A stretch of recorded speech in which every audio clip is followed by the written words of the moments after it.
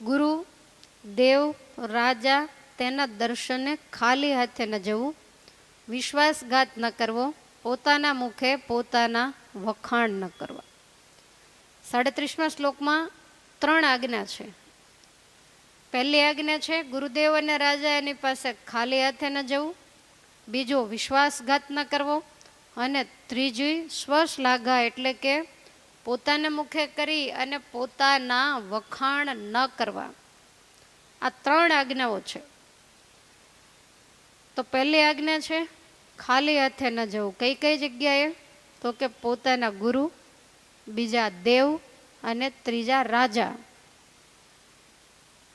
આપણા વેદ એવું બતાવે છે કે સ ગુરુ મેવાભી ગચ્છેત સમિત પાણી.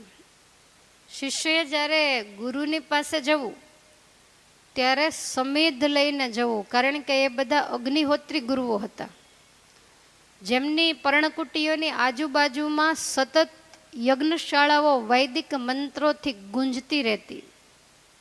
સ્વાહા, સ્વધા વગેરેના નાદથી વાતાવરણ દિવ્ય રહેતું. એટલે એ ગુરુને શેની જરૂર પડે? સમિધની. યજ્ઞની અંદર આહુતિ આપવા યોગ્ય જે કાષ્ટ હોય એને સમિધ કહેવાય. કોઈ પણ વ્યક્તિ જ્યારે યજ્ઞ કરે ત્યારે એની અંદર ગમે તે કાષ્ટનો ઉપયોગ ન થાય. શાસ્ત્રની અંદર જેના નામ બતાવ્યા છે, અગ્નિદેવ દેવ જેને સ્વીકારે છે, એ જ કાષ્ટનો ઉપયોગ એની અંદર કરવામાં આવે. દાખલા તરીકે આપણું મુખ છે, કહેતા આપણું મોઢું, તો એ મોઢાની અંદર દરેક વસ્તુ ન નખાય. જે આપણને યોગ્ય છે, જેને આપણું શરીર પચાવી શકે. તમે મુઠ્ઠી ભરીને રેતી નાખો તો અગ્નિદેવનું એ અગ્નિકુંડ છે, એ મુખ છે. તો એની અંદર એને જે ગમતી વસ્તુ હોય, જેણે કરીને એ પ્રસન્ન થાય, એની અંદર આપેલી આહુતિઓ તે દેવતાઓ સુધી પહોંચે. જેના નામ લઈ અને આપણે અગ્નિના મુખમાં આહુતિ આપી એ તે દેવને પહોંચે છે. તો એવા જે કાષ્ટ હોય એની જ હંમેશા આહુતિ અપાય, એટલે એને સમિધ કહેવામાં આવે છે. અગ્નિહોત્રી જે ઋષિ મુનિઓ હતા એ કાયમ આવા સમિધથી, આપણે જેમ સવારમાં નિત્ય પૂજા કરીએ એમ એ લોકો કાયમ યજ્ઞ યાગાદિક કરતા. તો એની પાસે જ્યારે જઈએ ત્યારે એ બીજી તો કોઈ વસ્તુ સ્વીકારતા નથી, એટલે એની પાસે આ સમિધ લઈને જવું. ભગવાન શ્રી કૃષ્ણચંદ્ર જ્યારે ઉજ્જૈન નગરીની અંદર વિદ્યા ભણવા માટે સાંદીપની મુનિના આશ્રમે ગયા ત્યારે જંગલમાંથી સમિધ પોતાની હાથે લઈ અને ત્યાં ગુરુને ભેટ અર્પણ કરી અને પછી વિદ્યા ભણવા માટે બેઠેલા, કારણ કે એ અગ્નિહોત્રી ગુરુ હતા. 3ના નામ લેખા છે. એક આપણી રક્ષા કરે છે, એક આપણને જ્ઞાનનું દાન આપે છે, અને એક આપણને મુક્તિનું દાન આપે છે. રાજા છે એ આપણો રક્ષણહાર છે, આપણો અન્નદાતા છે. ગુરુ છે એ જ્ઞાનદાતા છે, અને દેવ કહેતા ભગવાન છે એ મોક્ષદાતા છે. તો આ ત્રણેય આપણને કંઈક વસ્તુ આપતા હોય તો આપણે ફૂલ નહીં ને ફૂલની પાંદડી રૂપે એને કંઈક વળતર તો અવશ્ય ચૂકવવું જ જોઈએ. જે આપવું તે હંમેશા આપણી યોગ્યતા પ્રમાણે, એને કંઈક કામ લાગે એવું વ્યવસ્થિત હોય એ આપવું. વળી અન્નાદિક આપવું તો એ સાફ કરીને આપવું. તમે જુઓ, જૂના જમાનામાં, અત્યારે તો સુધારો છે, પણ એ વખતે ગામડાઓની અંદર દેવ મંદિરે જ્યારે જવાનું થાય ત્યારે ગૃહસ્થોએ એક બાજુ એક ડબ્બામાં ઘઉં રાખ્યા હોય. એ ઘઉં ના હોય, પણ એને ચાળીને બધું આગળ પાછળનું જે વધ્યું હોય એને તમારી ખેડૂતની ભાષામાં કાંધું કહેવાય. હવે એ ભર્યું હોય અને છોકરાઓને કહી દીધું હોય જે મંદિરે જ આવી આ લેતા જજો, એટલે બધા એમાંથી મુઠ્ઠી ભરી અને લેતા જાય. આપણને પણ બધાને અનુભવ છે. રસ્તામાં કોઈક મળી જાય, કઈ બાજુ જાવ? તો કે મંદિરે. આવો ને આવવું હોય તો પણ મારી આગળ મુઠ્ઠી નથી. પહેલા ક્યાં પૈસા હતા? હવે આની એક મુઠ્ઠીમાં ચપટી હોય એ પાછું થોડુંક બીજાને આપે, અને આ રીતે મંદિરે જાય ને આમ ઊંચેથી નાખે એટલે ડબ્બો બરાબરનો ખોખડે. ત્યાં ડબ્બા મૂકેલા હોય. એટલે ભગવાનને ખ્યાલ આવ્યો કે ભગત કંઈક ભેટ લઈને આવ્યા છે. તો આ રીતે આપવા જતા. તો બની શકે કે એ કબૂતરની ચણમાં કે આ તે એમાં વપરાતું હોય, પણ પહેલાં એવો સમય હતો કે મંદિરોની અંદર એવી કોઈ આવક નહોતી. ત્યારે સાધુ સંતો પણ આ જે મૂઠડી હોય એને સાફ કરી ઠાકોરજી માટે થાળ બનાવી ભગવાનને જમાડતા, પોતે જમતા. હવે તમે વિચાર કરો કે તમે આવું કાંધું લઈ ગયા હો તો એને સાફ કરવામાં સમય કેટલો જાય, એને સાફ કર્યા વગર કેમ દળવવું? અને ઘણી વખત તો ખ્યાલ વગરના એક જ ડબ્બામાં કોઈ ઘઉં નાખે, કોઈ બાજરો નાખે, કોઈ જુવાર નાખે. એ કોઈ વાત તો ચોખ્ખું થાય નહીં. માટે આપણે એવા ઈશકથી જ આપવું કે આ મહારાજના થાળમાં વપરાવાનું છે. અત્યારે તો તમે સારું લાવો છો એ તો થાળમાં વપરાતું હોય. તો આવું વિચારી અને આપવું. અને બીજું એ વિચારવું કે હું કોના માટે લઈ જાઉં છું. આપણે એવી નકામી વસ્તુની જ્યારે મુઠ્ઠી ભરી ત્યારે વિચાર એ કરવો કે હું કોના દર્શન કરવા માટે જાઉં છું, એની પાસેથી મારે શું લેવાનું છે ને હું એને શું આપું છું, આવો વિચાર તો કરવો કે નહીં? તમારે એની પાસેથી મુક્તિ લેવાની છે. અને એને તમે આવું જેવું તેવું વધારાનું તમારા ઘરની અંદર પણ જેનો ઉપયોગ ન થતો હોય એવું જ્યારે આપો, હવે એની પાસે તમે મુક્તિની આશા રાખો તો મહારાજ ન જાણે કે આ મારો મહિમા શું સમજો? જેવી વ્યક્તિ હોય એ પ્રમાણે તમે ક્યારેક તમારા વેવાઈને ઘેર જાઓ અને ત્યાં એ તમને સારી રીતે સાચવે, જમાડે, પછી જ્યારે પાછા વળવાનું થાય ત્યારે એના છોકરાના હાથમાં ઘઉંની મુઠ્ઠી દેજો જોઈએ. એણે દીકરી દીધી હોય ને તો એની લેતા આવે. ત્યાં કાંઈ ચાલતું નથી. અત્યારે તો 10ની નોટ તો બિલકુલ બંધ થઈ ગઈ, 50, 100. તો પછી પરમાત્માના દર્શન કરવા માટે જ્યારે જવું, દેવની પાસે જ્યારે જવું, ત્યારે ખાલી હાથે ન જવું એ બરોબર, પણ જે લઈ જવું એ હંમેશા સારું લઈ જવું. અમુક વાર એવું બનતું હોય કે દેવની આગળ એવા ફળ ફળાદી આવતા હોય કે સીધા દેવ પાસેથી લઈને આપણે કચરા પેટીમાં નાખવા પડે. આપો તો સારું આપો, ન આપો તો કંઈ જરૂરી નથી. મહારાજને આજ્ઞા છે પૈસો ગલ્લામાં નાખી દો તોય ચાલે, પણ જે આપવું એ હંમેશા સારું આપવું. પછી પાછા આપણે ઠાકોરજીને બે હાથ જોડી અને એ મુઠ્ઠી ભરીને ઘઉં નાખ્યા પછી પ્રાર્થના કરીએ કે રિદ્ધિ દેજે, સિદ્ધિ દેજે, અમારા કોઠાર તું ભરેલા રાખજે. ભગવાનને એ વખતે એવું કહ્યું હશે કે જેવું હાથે એવું સાથે, તમે જેવું કરો એવું તમને મળે. તમે એને જે આપ્યું છે એ તમને આપે. લક્ષ્મીજીને એકવાર ભગવાને કહ્યું કે આ બધા જ ભક્તો છે આપણા મંદિરમાં બે સાથે જ બેઠા હોઈએ તો સાંજ સુધી મારે તો બગાસા જ ખાવા પડે. જેટલા આવે ને હે દેવી બધાય તમારી જ પ્રાર્થના કરે. કોઈ એવું ન કહે કે હે પ્રભુ તમે મળજો. બધા એવું કહે કે અમારા ખજાના ભરેલા રાખજો, અમને રિદ્ધિ સિદ્ધિ આપજો, અમને દ્રવ્ય આપજો, ધંધામાં સફળતા અપાવજો, ભણવામાં સફળતા અપાવજો. તો આની પાછળ ઈશક છે લક્ષ્મીજીનો, લક્ષ્મી મેળવવાનો.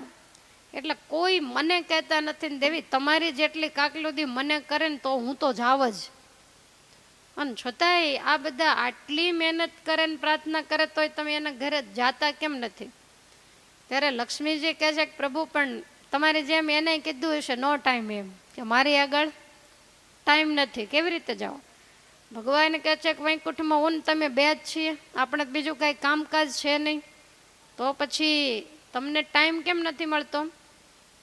ત્યારે લક્ષ્મીજીએ એવું કહ્યું કે પ્રભુ તમારા જે ભક્તો છે એ તમારા થાળ માટે એવી વસ્તુઓ લઈને આવે છે, બધી ભેળસેળ, કાંકરાવાળી, ઝીણી, બધું ભેગું કરેલી, તો હું એને સાંજ સુધી સાફ કરું ત્યારે આપણે બેને થાય એટલું માંડ સાફ થઈ રહેશે. આ તો દરિયાના દીકરી, એને કાંઈ દરણું કરવાની ટેવ ન હોય તો શીખતા હશે, તો આપણે એને દરણું કરતા કરી દીધા. એટલે આખો દિવસ એમાં ને એમાં રહું, સાંજે થાળ બનાવી તમને જમાડું, જમવું, પછી તો થાકી ગયા હોય, વળી બીજે દી પાછી ઉપાધિ હોય કે કેવું ભગત લાવ્યા હશે ને કેવું સાફ કરવું પડશે. એટલે મને સમય રહે તો હું તમારા ભગતના ઘરે આંટો મારવા જાઉં ને. માટે તમારે ઠાકોરજીની સાથે લક્ષ્મીજીને જો તમારે ત્યાં આંટો મારવા બોલાવવા હોય તો ઠાકોરજીને જે આપો એ ચોખ્ખું આપો તો લક્ષ્મીજીને બહુ મહેનત એને સીધું દળીને રસોઈ જ બનાવવાની રહે. માટે જે આપવું એ હંમેશા સારું, વ્યવસ્થિત, દેવનો મહિમા સમજી અને પછી આપવું. એને ઉપયોગમાં આવે બીજી કોઈ વસ્તુ કદાચ તમે આપો તોય સામેવાળાને ઉપયોગમાં આવે એવી આપવી. પછી દેવને આપો તોય ભલે, કોઈ ગરીબ માણસને આપો તોય ભલે, બ્રાહ્મણને આપો, કોઈ પણને આપો, પણ એ સામેવાળાને આખો દિવસ ધંધે લાગી જવું પડે એવી વસ્તુ એને ક્યારેય પણ ન આપવી. અને એને વધારાની થઈ પડે, એના ઘરમાં નડતરરૂપ થઈ પડે એવી વસ્તુ પણ ન આપવી. જો યથા દેહે તથા દેવે, જેવી દેહને જરૂર પડે છે એવી જ દેવને જરૂર પડે છે. એટલે એવી સારી વસ્તુ છે એ હંમેશા ભેટ ધરવી. અનાજ આપો, ફળ આપો, કોઈ શાકભાજી આપો. શાકભાજી આવે ને તમારા ઘરે બિલકુલ રીંગણા બેસી જાય ને બગડવા આવે, પછી એમ થાય કે મંદિરે લઈ જાઓ, સંતો શાક બનાવીને ઠાકોરજીને જમાડશે. તો 2 દાડા વહેલા લાવ્યા હોત તો તાજું શાક ઠાકોરજી જમે. આ તો તમે આમ ચપ્પુ મારો ત્યાં રીંગણું અંદર ઘૂસી જતું હોય, એટલા તો વળ લઈ ગયું હોય, તો એનો કોઈ મતલબ નથી. આપણે દેવનો મહિમા સમજ્યા જ નથી. માટે આપણી સ્થિતિ પ્રમાણે દેવ, રાજા અને ગુરુને છાજે એવી વસ્તુ ભેટ ધરવી. કોઈ શ્રીમંત માણસ આવે, 20, 25, 50 લાખની ગાડીમાં બેસી અને દેવ મંદિરની અંદર આવ્યો અને એ દેવ મંદિરના ગલ્લામાં 50 પૈસા નાખે તો આ છે એ એની સ્થિતિ બહારની વસ્તુ છે. એની સ્થિતિ ઘણી સારી છે તો એના હાથમાં 50 પૈસા શોભે નહીં. તો એણે પોતાની સ્થિતિ પ્રમાણે, પોતાને છાજે એ પ્રમાણે દેવને આપવું. એણે દેવે અઢળક આપ્યું છે તો એણે એ પ્રમાણે આપવું. રાજાની પાસે જઈએ, હવે આમાં રાજાનું નામ આવે તો આપણને એમ થાય કે હવે અત્યારે તો કંઈ રાજા પાસે આપણે જોવાનું હોય નહીં, અને જઈએ તો ભેટ લઈ જવાનું થાય ને, આપણે એનું કંઈ કામ પડે નહીં, એ કંઈ આપણે ઘેર આવે નહીં, એટલે આ પ્રશ્ન તો છે નહીં. પણ રાજા એટલે ગામની અંદર જે મવડી હોય, સરપંચ હોય, મુખી હોય, ધારાસભ્ય હોય, અથવા તો કોઈ અધિકારીઓ હોય મોટા મોટા કે જે લોકસેવાના કાર્યો કરતા હોય, તો એ બધાય રાજાના સ્થાને ગણાય. તમારે કોઈ પણ મોટા અધિકારીને મળવા માટે જવું હોય તો ખાલી હાથે ક્યારેય પણ ન જવાય. તમે ખેડૂત છો તો કોઈ પણ પ્રકારનું અનાજ હોય, કાંઈ ફળફળાદી હોય તો એવી વસ્તુ લઈને જવું, અથવા તો આપણને જે કાંઈ યોગ્ય લાગે એ વસ્તુ લઈને હંમેશા જવું. કારણ કે એ રાજા સમાન છે, એ લોક સમાજ એના સેવક છે. અને બીજું કે તમે કાંઈક કામ કઢાવવાનું હોય તો જ એની પાસે ગયા હોય, એમને એમ તો કાંઈ જવાનું થાય નહીં. તો જેની પાસેથી કામ કઢાવવું છે ત્યાં તમે સાવ લુખા જાઓ તો એ કાંઈ તમારું કામ કરી ના આપે. એટલે એને કાંઈક ને કાંઈક ભેટ અર્પણ કરવી પડે. કેરીની સિઝન હોય તો કેરીનો પેટી લઈ અને આપણે એને આપતા હોઈએ, એ લેતા જ હોય, પણ છતાંય આપણો એવો વિવેક છે. ત્યાર પછી ગુરુ, તો ગુરુને છાજે એવી વસ્તુ, ગુરુને તો કાંઈ બીજી મોજ શોખના જે કોઈ ભોગ વૈભવના સાધનો છે એની જરૂર હોતી નથી, પણ એને જે કાંઈ જરૂર હોય એવી ભેટ એને હંમેશા ધરવી. એમાં અયોગ્યતા પણ ન રાખવી. રાજા પાસે જઈએ ને તમે ફેરવવાની માળા લઈ જઈને મૂકો તો એને ક્યાં નવરેશ હોય, એ તો એનું અપમાન કર્યું કહેવાય. અને ગુરુની પાસે જાય અને તમે જાજુ દ્રવ્ય મૂકો કે સોના મોરો મૂકો તો એ નિષિદ્ધ છે, એની એને જરૂર નથી. એને જીવનની અંદર ઉપયોગી હોય એવી કોઈ પણ વસ્તુ તમે આપી શકો. તો આ રીતે હંમેશા ભેટ ધરવી. દેવ પાસે ભેટ લઈને જવું તો એ દેવને વિશે આપણને પ્રતીતિ છે એના સૂચક છે, શ્રદ્ધા ભક્તિ એના સૂચક છે. પ્રગટની પ્રતીતિ હોય તો જ આપણે દેવ મંદિરે દર્શન કરવા જતા હોઈએ અને તો જ આપણને કંઈક લઈને જવાનું યાદ આવે. ગુરુ પાસે જવું એ પ્રીતિ સૂચક છે વસ્તુ લઈને. રાજા પાસે કોઈ પણ વસ્તુ લઈને જવું એ નીતિ સૂચક છે, એ એક પ્રકારનો વિવેક છે. માટે એ લઈને જઈએ. ઘણી વખત એવું બને કે રાજા પાસે તમે સામાન્યમાં સામાન્ય વસ્તુ લઈ ગયા હોય ને એમાંથી તમારું મોટામાં મોટું કામ થાય ને આખી જિંદગીની સમસ્યા ઉકલી જતી હોય. દાખલા તરીકે આણંદજી સંઘેડિયા, કેટલું દારિદ્ર હતું, મુંબઈ જવા માટે તૈયાર થયા. મહારાજ કે તમારું પ્રારબ્ધ આગળ જઈને મુંબઈમાં તમારા માટે કોદરા તૈયાર કરશે. જીવન ચરિત્ર આપણે જાણીએ છીએ એટલે એનો કોઈ વિસ્તાર કરવાની જરૂર નથી. એટલે મહારાજે ના પાડી. મહારાજને પૂછ્યું કે તો પ્રભુ કરવું શું? મારો ધંધો તો અહીંયા કાંઈ બરોબર ચાલતો નથી અને ઘેર આર્થિક રીતે ઘણી મુશ્કેલી છે. ત્યારે ભગવાન શ્રી હરિએ કહ્યું કે તમને કઈ કળા આવડે છે? તો કે મને સંઘડિયા એટલે સુતારી કામ સારું આવડે છે. મહારાજ કે લોખંડની સ્પ્રિંગવાળો ઓટોમેટિક સરસ હિંડોળો બનાવો અને એ હિંડોળો માંગરોળના નવાબ વજરુદ્દીન મહારાજાને ભેટ ધરો અને એમાંથી બધું થશે. અને એ હિંડોળો એમણે ભેટ ધર્યો. હિંડોળો જોઈને રાજા ખુશ ખુશ થઈ ગયા અને કહ્યું કે આવો સરસ મજાનો હિંડોળો કોઈ પણ કારણ વગર મને આપ્યો, માટે જે જોઈએ આજ માગી લે. મહારાજે શીખવાડેલું કે આજે મારા ઘરનું ઘર નથી, ઘર બનાવવું છે. એટલે વાત કરી એટલે તરત જ જમીન આપી દીધી. હવે એ જમીનના પાયા ખોદતા અંદરથી ચરુ નીકળ્યા. એટલે ભગવાન શ્રી હરિએ કહ્યું કે આ એક ચરુ લઈ જો, પાછું રાજાને દેવા જ્યારે જઈએ ને ત્યારે કેટલું દેવું હોય એટલું બતાવીએ ન દેવાય, કારણ કે આનું કાંઈ નક્કી નહીં. કોઈ વ્યક્તિને કાંઈ પણ તમે જ્યારે આપો, માની લો કે તમારા વ્યવહારની અંદર જ તમે વિચારો કે કોઈની સાથે તમારે સંબંધ છે, એમના ઘેર પહેલા દીકરાના લગ્ન આવ્યા અને એ વખતે તમે હાથ ગરણા તરીકે 5,000 રૂપિયા આપી દીધા, તો પછી બીજા દીકરાના લગ્ન વખતે 100 રૂપિયા ન અપાય. તો પહેલેથી જ તમારે કંટ્રોલ રખાય. વ્યવહાર એ વ્યવહાર છે. 500 રૂપિયા આપ્યા હોય તો પછી દર વખતે 500, ને એ પણ સામા આપણને 500 આપે. પણ એકવાર તમે વધારે આપો ને પછી ઓછા આપો ને એ અવિવેક કહેવાય. સામેવાળી વ્યક્તિ ઉપર અલગ અસર પડે કે આને આપણી સાથે કાંઈ વાંધો હશે, પહેલાં તો આવી રીતે કર્યું ને હવે તો સાવ આટલા જ આપ્યા. એટલે વધારે પડતું છલકાય પણ ન જવાય.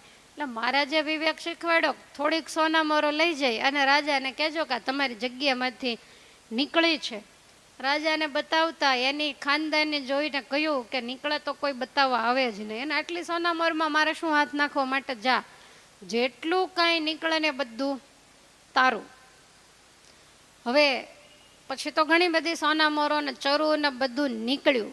મહારાજને વાત કરી કે મહારાજ આ તો બધું બરોબર, પણ હજી દસ્તાવેજ નથી થયા. મહારાજ કે એક સરસ મજાની સોનાની ઉતરી બનાવી અને રાજાનો કુંવર જે શાહજાદો છે ને એના ગળામાં પહેરાવે એટલે દસ્તાવેજ થઈ જાય.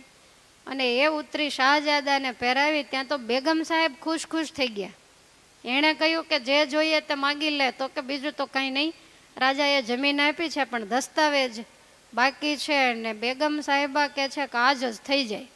રાજાને વાત કરીને તરત જ દસ્તાવેજ થઈ ગયો.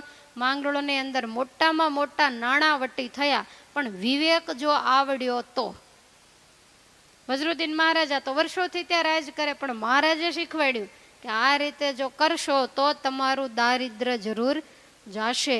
એટલે રાજાની પાસે જવું તો આ વિવેક રાખો. સુરતમાં અરદેશર કોટવાળ ભગવાન શ્રી હરિને રુસ્તમ બાગે જ્યારે મળવા માટે આવ્યા ત્યારે મહારાજે બાલચંદ્ર શેઠને પૂછ્યું કે ગમે એમ તો રાજઘરાનાનો માણસ છે, ભલે અમારા ભક્તને દાસ હોય, પણ છતાંય અમારે પણ રાજ રીતે એનું સન્માન કરવું ઘટે.